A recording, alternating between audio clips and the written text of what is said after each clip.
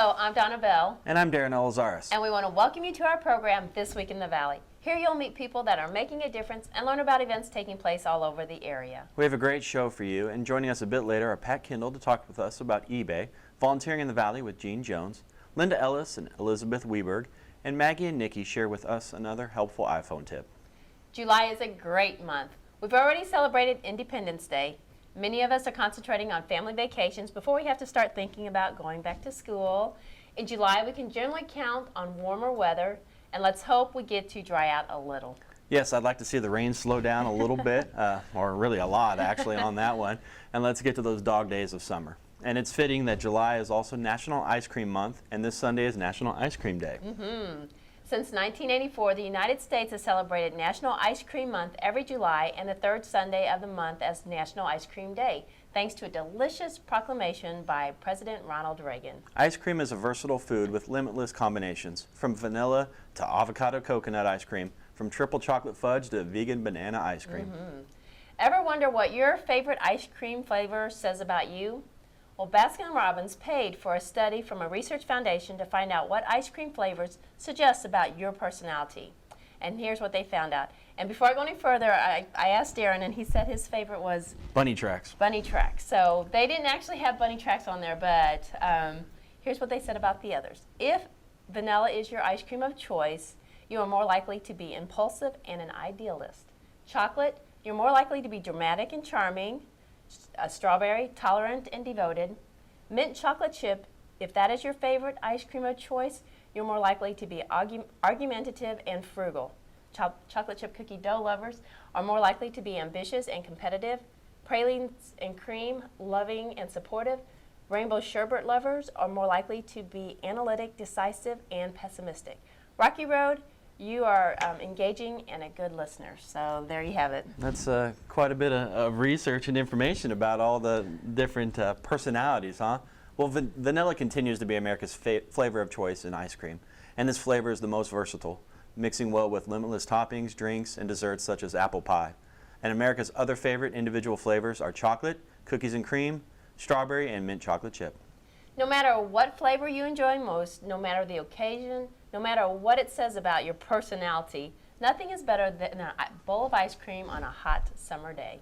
Celebrate National Ice Cream Day month and enjoy your favorite cool treat. Do you have something you need to get rid of, or are you needing to buy something and looking for a great deal? eBay might be the answer for you. For our first guest, Pat Kindle, eBay has been a hobby of his for several years. He wants to share with us some of the things he has learned over the years. Well, some people are very active on eBay. Some people may have never even tried to sell anything on eBay or buy something. Our guest today, Pat Kindle, has been an active eBay participant for the last 15 years, so he's kind of seen it grow and change. So, Pat, welcome to the show. Thank you.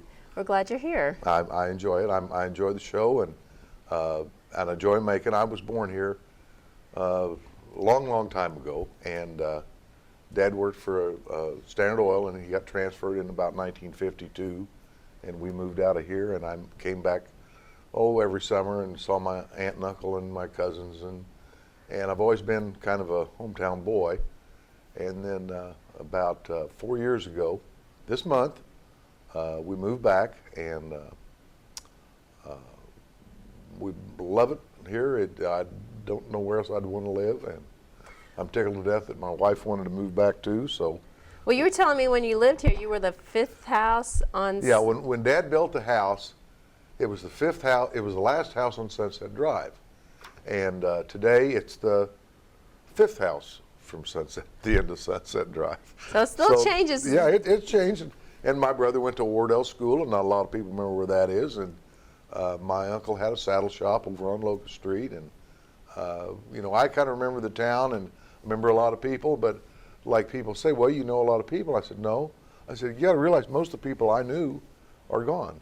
It's sad but true. And I've still got a sister lives in town, and a cousin and her husband, and they've got kids, and so we're kind of we still know some people. Well, we are glad you're back in town. Yeah, well, we enjoy it. It's a wonderful town. It's a great place to live, to retire. I like I said, I wouldn't trade it. Well, so let's talk about eBay a little bit.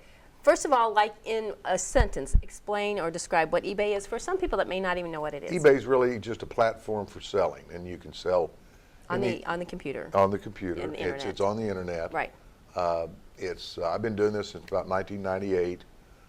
Just kind of fell into it. I wanted to see what it was. Everybody was talking about it. It was brand new. It was the hottest thing in town back, 15, 16 years ago. But it's a platform for selling. You put an item on at an auction type price and you list it whatever you want. It sells, you ship it out. The customer leaves you feedback that they like the item. And it's pretty simple. I've like I said, I've done this for about, 16 years, and I've sold virtually everything under the sun. I've shipped every country in the world. I've shipped every state. It's been really interesting. I think between the people that I've met, that I've sold stuff for, as well as I've even had a lot of people come to the house and pick stuff up that we're traveling through and that type of thing, or a big item that couldn't be shipped. And So has it become easier over the years, or? well, it's actually become easier in a lot of ways because eBay's grown to be more user-friendly. And of course, when I started, not everybody had a computer. Today, everybody's got a computer. They've got a cell phone. They've got a PDA. They've got anything. And a lot more, and there's Craigslist. There's a multitude of places to sell stuff. So eBay's lost a little bit of its pizzazz, but it's still the best place to sell a highly collectible item like an old sign, small sign, or a pottery, or advertising, that type of thing. What's the most unusual thing that you have sold on eBay? Oh, I've sold. It would be hard to tell. I've sold. I heard you sold on Habitat, so. Yeah, I sold a wildlife habitat. It was a bird nest, and I got in trouble with eBay because I sold a bird nest, and they just slapped my wrist. They didn't do anything. But I've sold buildings. We had a rest home closed-out behind where we lived. I sold all the items out of it. I've sold the trusses off the building. I sold the bricks. I've probably sold over $500,000 worth of stuff in the last 15 years. I don't know how many. I know I've got like a 6,000 rating on eBay, which means I've had 6,000 positive feedbacks, and so it's been a real education. eBay's prices aren't as hot as they used to be, of course, just because of the antique business. A lot of the things I sell don't bring what they would have brought 10 years ago. I try to keep it simple. You bring the item to me. We look it up together to see what it's going to sell for. If that's acceptable, I list it. You don't pay me anything. When I sell it, I ship it out. You never see it again, and I pay you. You don't pay me. As far as what I charge anywhere from $20 to $50, no more. And that is really good on the higher end items because it's good for you, and on the lower end items it protects me because I just don't sell a lot of knickknacks and gewgaws. So it's been a real education. I enjoy it, or I wouldn't do it. And I think Macon's been. I've done this in Macon for the last 4 years, and I've stayed relatively busy enough that as I tell people, I say as busy as I want to be. See, this is a hobby. Oh, hobby. It's a little bit more. I'm in it to make money, but if it doesn't sell, I give it back to you, and you don't owe me anything. So it's much fun to meet the people and hear the story about how the item was acquired, and old light fixtures, and the stories you could tell. I could be here for 2 days and just tell stories about what I've sold. I did some education classes at a university over by Kansas City, and spoke with a couple of groups and told them about what I'd sold and the things I did, and it really turned into quite a session. We ran about another hour over, but it was fun. Everybody enjoyed it. Mm-hmm. So it's always been a love of mine to sell, and it's something I can do, and I enjoy doing it, and Macon's a good place to do it. So. Absolutely. Well, with all your experience, tell us about some of the ins and outs of buying on eBay. Are there any? You always look at at who the seller is, and if he's got any kind of rating, if he's got any negative rating, if he's got any bad marks against him for what he's sold in the past. And you know, it gets back to, if it looks too good to be true, it probably is. And you can still get a bargain. You can still pick up a bargain on eBay because people are a little asleep at the switch at times. But most of the time, a person is not going to have something and start it for 99 cents like we did years ago.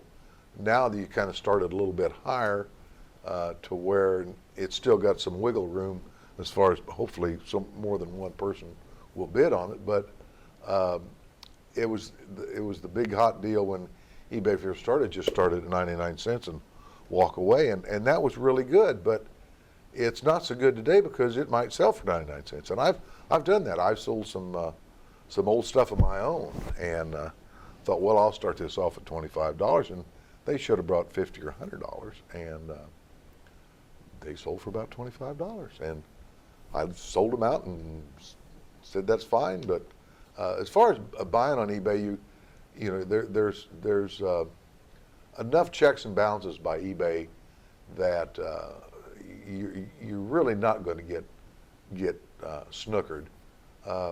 If you get the item and it's not what it was presented to be, you can contact eBay. They'll take care of it. They'll ship it. You'll ship it back at no charge, and you get your money back. So they've cleaned up. They've had to clean up their act, or not their act, but their seller's act. They've kicked a lot of people off, and this is what you see a lot of other websites, and even like Craigslist. A lot of the people on there have been kicked off eBay for not going by the rules, and not all the rules are really that tough, but they can be a little questionable at times. I mean, you think, well, I can't sell that. That doesn't seem right.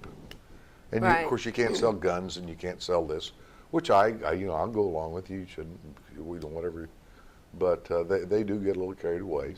So because fraud is rampant on the internet, it's good to know Oh, that yeah, you're saying and that eBay runs a tight ship. has had to, mainly for their own preservation, Yeah. not to be the good guys, but to be a legitimate seller. Mm-hmm. So it's good for everybody. It's good for the seller because he can sell with confidence. It's good for the buyer because he can buy with confidence. So that's really what it's all about.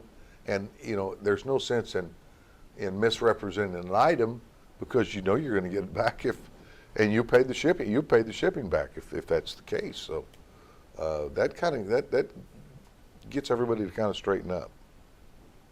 And Craigslist is a competitor of eBay? Well, they're not really, but Craigslist is kind of local. There's there's a spot up at Kirksville and there's one at Columbia, and a lot of people use that. And if it's a big item or it's bulky, and I'm not saying some items you might get more but then again the person's got to come to your house to pick it up, and I don't use it a lot. Not that I haven't, but it's just kind of a nuisance because the person calls and they don't show up when they're supposed to, and they don't, sometimes they show up and you agreed to $25 or $100, and they show up and said, well, I'll give you $60 and all the change I got in my ashtray, and that doesn't do anybody any good, but they get by with it, So I don't use Craigslist a lot, but you got your local swap and shops to put baby clothes and stuff on. I mean, that's really what the local swap and shops are for. But not that a person can't make a living selling off of Craigslist, and there's no fees with Craigslist, and there are fees with eBay, so it's plus or minus. But I'd still rather stick with eBay on the majority of the items I sell for other people than try to go with Craigslist or a local swap lot meet online. So if you have any items that you're trying to get rid of, eBay might be an option Sure. for Give me a call. I live down off Sunset Drive again, and my phone number's in the book, and I'll give it to you, or you can. It's 395-6033. You can call me anytime. I'm home about all the time. If I'm not, there's an answering machine, and I'd love to talk to you, at least find out what you got. Pat is a wealth of knowledge. He has a lot of experience in And he really loves it, so there you go. It is fun, and I wouldn't do it if I didn't like doing it. Well, Pat, thank you so much. We Thank appreciate you. the information. I really and appreciate what you folks do and the nice facility you have here. You're welcome. Thank you for being here. Thank you. Thanks, Pat. Very interesting. Are you an eBay shopper or seller? I have done a little bit in the past, not as much. So, my wife will probably watch this one and want to get rid of some of my stuff now. Probably so. Perhaps the first and biggest benefit people getting from volunteering is making a difference in their community. When we share our time and talents, we strengthen our community and connect with others. Our next guests, Jean Jones, Linda Ellis, and Elizabeth Weberg, share opportunities to do just that and more. Greetings. Good to see you once again. Where did you volunteer in the Valley this last week or two? Did you find something exciting and different as a new activity for you to donate your time and energy? I sure hope you did. Volunteering in the Valley is a cooperative effort between CVTV, Sheraton Valley, and our local area chapter of AARP, which is the Long Branch chapter. Today we have as our guests Linda Ellis and Elizabeth Weberg, who will talk to us about the Macon Food Pantry and also about a brand new project which is going to be started that Elizabeth will be a part of. Linda, would you start off please by telling us how the food pantry got started, what your background is, what you do for the community, and how we, the general public, can help you? Well, that's a big order, but I think I'm up to it. It's my passion. It's Macon County Ministries. We operate the food pantry, the emergency food pantry, and we do some other things to help the community. Our main area of expertise is food. Excuse me. The emergency food pantry is directed by Linda Truitt, and she and her volunteers have the pantry open daily for 2 hours. Monday, Wednesday, Friday, the pantry is open from 10 until 12. Tuesday and Thursday, it is open from 1 to 3. And it is available to anyone in Macon County. You do not have to have a certain income. It's just a place where you may receive emergency assistance 4 times per calendar year.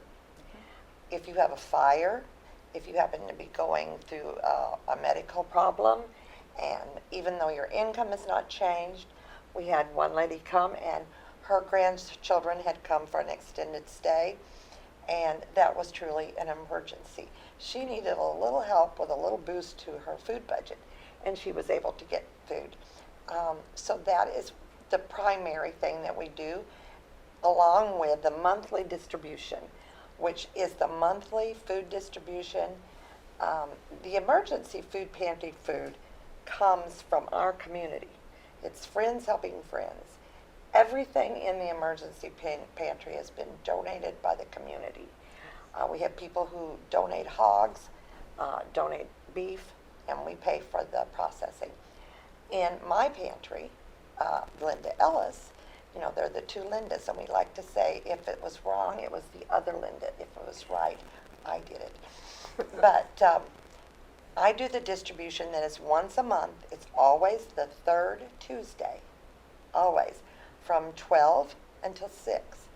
And that distribution, it used to be called commodities, but it is Macon Food Distribution. There is not one tax penny that goes through Macon County Ministries. We are completely a not-for-profit agency that gets all of our money through grants or local donations. Our food comes from the Food Bank of Central and Northeast Missouri, and it's located in Columbia. And we get 3 truckloads per month. We get about 42 to 45,000 pounds of food, Jean, and we distribute that in one day. And we put a cart a minute, a heaping cart a minute, through our warehouse. It takes about 15 minutes to get those carts rolling, but after that, we serve about 350 to 370 families. That's amazing because you're doing all of that with purely volunteer help, and most of those are folks who just show up on the day. That is exactly right. Now, Linda's volunteers are scheduled. Yes. It takes about 150 volunteers to pull off that one day. We have people who work on the truck, who go to get the food, who unload the food, who come and stack the food, who organize the food. Then we have people that come and set up the pantry. We do have a 2-hour window on Monday. It's always the Monday before the third Tuesday, and that is for the handicap team. People that we found it very difficult to stand in line. We also open it to caregivers of those people with Tiffany and Rail and some of those organizations, because they're on a clock and they can't stand in line. So they come from 10:30 to 12:30 on the Monday before. It's not the third Monday, the Monday before the third Tuesday. And that is prepackaged. We put everything into a box and they just take it with them. There might be some things that they don't want, but they can share it with somebody else who might like it. On Tuesday, they get a shopping cart, they go through, and they are offered everything that we have. And we count it and we divide it based on the size of your family. But they don't have to take anything. And this, my clients, it is based on income. You have to fall 125% of the poverty line. That's where you find the need. If you really need help and your income's over that, you might be having a temporary problem, and we will give food to anyone. If they've just moved and maybe their income's higher than that, but they need a little boost, we can do that. And you were talking about your sources, and one other thing I wanted to mention is, you hunters out there, I bet most of you know about something called Share the Harvest. How much does the emergency pantry benefit from Share the Harvest? Well, both the warehouse and the emergency pantry benefit greatly from that venison. It is our biggest protein provider. I think we had 8,000 pounds this last season. And that, when I said there is no tax money in our system, that is the one little place where maybe I fibbed. Missouri Conservation Department does donate, I think it's $60 or $65 for the processing of deer that the hunters donate. And the hunters pay a little fee at $10, I think. And Sherwin Dent at Specialty Meat also bumps up a little money. He usually puts the additional money in to process that venison and gives it back to us in 1-pound packages. And so we look forward to deer season. It's a great boost. And I don't know how most folks feel, but I'm fortunate enough to have some hunters that come and harvest deer off of me, and from time to time they're generous enough to offer a share back. And I don't think there's any better chili or meatloaf than one that's at least part ground venison. I really enjoy it, and it's a wonderful natural tool. It is also something that replenishes itself from year to year. There's lots of little fawns out there right now, and they will be harvestable in a couple of years or 3 years.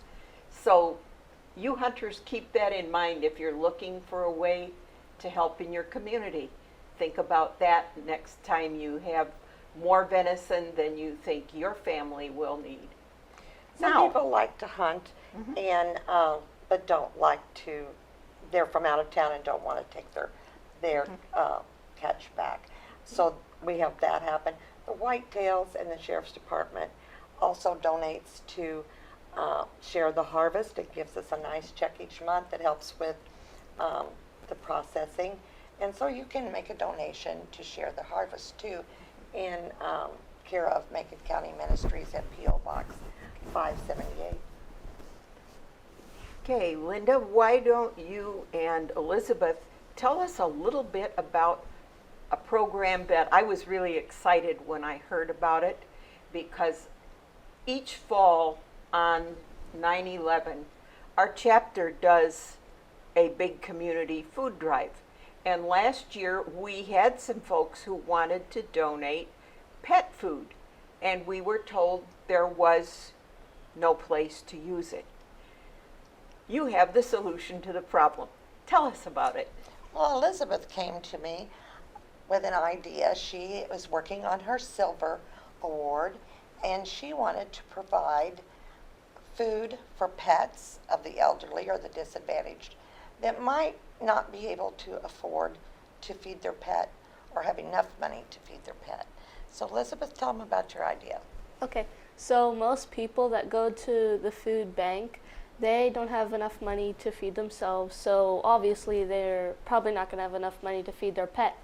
So I was thinking, if we put pet food in the food bank, then that could help out in many ways, because it could possibly even lower the stray count of pets out there, because people abandon their pets when they can't feed them. So, and not only that, could you also use that money that you use for pet food in different ways? Like you could get them medical help that they might need, or other things like that, or maybe get them, or maybe like get them other things they might need, like for baths or something. Or spayed and neutered would Yeah. be a real good help, wouldn't it, Yeah, Elizabeth? medical treatment would be really nice for like other kinds of shots and medicines and items like that. And that's very expensive. I know, because I took our little mutt from home down to the vet last month. And by the time I bought the heartworm and the flea and tick, and he got his shot for the year and had his checkup, I'm having sticker shock when I have to sign the charge ticket. So, you know, there is cost in having a pet. But when we stop and think that for some of these disabled and elderly, this is their companion. This is their main source of somebody to talk to. Somebody, company. you know, that's their company. That's their companion in the household. And so that can be very important, not just for the individual and for the pet, but for the mental and emotional well-being of that person as well. Because for so many of our disabled, that's not just a dog or a cat, that's a companion. It is. And it's also a safety factor. Elizabeth and I talked about that. If an elderly person or someone living alone always has a habit of taking their dog out, you know, a pet can make you get up and go when you maybe don't feel like it. But if your neighbors know that the dog always comes out at a certain time, or you always take your walk at a certain time, and they haven't seen that pet for a day or two, they're more apt to come and check on you and see if you're okay. Right. And it gives you something to talk about. So we're very excited about starting this program. Gina, I also wanted to tell you a couple more things that Macon County Ministry does do. Besides food, we do an energy assistance program where people are given a $100 stipend or a pledge against the cost of their utilities anywhere in Macon County except MEC customers. They have a different venue to find their help. But anyone is eligible for that one time a year. And we cannot help with medical bills or medicine, but oftentimes I've told people, could you use a little help with your utilities? And someone said, well, we have those paid. And I said, but I can help you with that. And maybe that would give you $100 to spend somewhere else, as Elizabeth said about the pet food. It relieves that. We also have an emergency account that is directed through the police department. If you need to get out of your house through fire or flood or family violence or something like that, we will pay for a night's stay at a motel, a warm meal, and gas money to get to family that can help you. And that is all directed through the police department because they are usually the first people on the scene, and they also know if this is a true emergency. So they take care of that, and then we reimburse. Elizabeth, I hope you'll come back and be our guest again and give us more detail about what your program would involve, familiarize folks with what it is you want to do and how they can help to make sure that the pets of those who are at risk of being food insecure are not food insecure as well. Because that pet is an important part of that household for the person who owns that cat or that dog. What a great resource for our community. We have some other resources that would love your volunteer time and energy as well that are related to food insecurity or just helping out with those who do not have a way to self-prepare meals. One of those is through the Senior Center for the Meals on Wheels. Another one is the Agape Cafe. There's contact information on your screen for both of those. We also can use volunteers for the county fair judging and other areas that the 4-Hers need help with. Scouts, Boy Scouts and Girl Scouts, always looking for additional leaders and additional help. We've got other things in the community that we can give our time. That would be our nursing homes. Our nursing homes love to have folks come in and just visit with the residents. Let them tell their story that they've probably already told 7,000 times. But they love to tell that one story about something very special that happened to them when they were young. Or to talk about children who may live away and don't get to come and see them very often. But there's lots of things to do there. There's always opportunities in your local area. Look around your neighborhood. You may find something that's not through an organized group.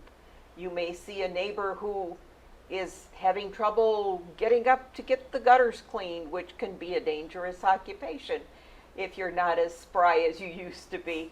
Believe me, I can vouch for that. I was up on the ladder 2 days ago, cleaning downspouts. Here came a hornet. Oh my. Stuck me on the hand. So I had to decide whether to stand there and let the hornet be or jump off the ladder. I stayed on the ladder, thank you. But, watch for those things in the neighborhood, even if it's just keeping an eye open for the individual that Linda was speaking of that walks her little dog at the same time every day. If you don't see her, might be best to try to make a contact. That's volunteering, that's caring. That's what Linda calls friends helping friends. Look through our list, find something that works for you. Everybody has a contribution to make. You may think of it as small and insignificant, but I guarantee you there's somebody out there for whom your contribution of time and effort will not be small and insignificant. Thank you. See you later. And in time, go out and volunteer in the valley. Thank you.